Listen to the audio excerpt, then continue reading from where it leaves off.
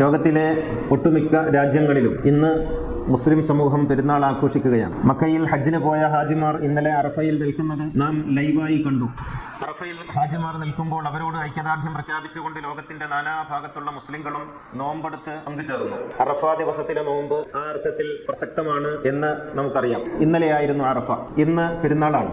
അറഫയ്ക്കും പെരുന്നാളിനും ഇടയിൽ ഒരു zero day അല്ലെങ്കിൽ ഒരു ശൂന്യ ദിനം എന്ന് പറയുന്ന ഒരു ദിവസമില്ല. പക്ഷേ നമ്മുടെ കേരളത്തിൽ, നമ്മുടെ ഇന്ത്യയിൽ ഇന്ന് പെരുന്നാളല്ലത്രേ, നാളെയാണത്ര പെരുന്നാൾ. ഇന്നാണ് നോമ്പെടുക്കുന്നത്, ഇന്നാണത്ര അറഫ ദിനം. അറഫ ദിനം എന്ന് പറയുന്ന ആ പേരിന്റെ ഉള്ളടക്കത്തിൽ തന്നെ അതെന്താണ് എന്നുണ്ട്. യൗമു അറഫ, അതാണ് സൗമു അറഫ. അറഫ ദിനത്തിലാണ് അറഫ നോമ്പെടുക്കേണ്ടത്. അറഫ എന്ന പേര് ഉണ്ടാകുന്നത് അറഫ എന്ന മൈതാനത്ത് ഹാജിമാര് കൂടി നിൽക്കുമ്പോഴാണ്. അന്നത്തെ ദിവസമാണ് നോമ്പെടുക്കേണ്ടത്. അത് ഇന്നലെയായിരുന്നു. അതിന്റെ പിറ്റേന്ന് ഇന്ന് യൗമുൻ നഹർ എന്ന് പറയുന്ന, അല്ലെങ്കിൽ യൗമുൽ അൽഹ എന്ന് പറയുന്ന, ഈദുൽ അൽഹ എന്ന് പറയുന്ന ദിവസം ഇന്നാണ്. ഇതെന്തുകൊണ്ടാണ് നമ്മുടെ ആളുകൾക്ക് മനസ്സിലാക്കാൻ കഴിയാതെ പോകുന്നത് എന്നുള്ളതാണ്.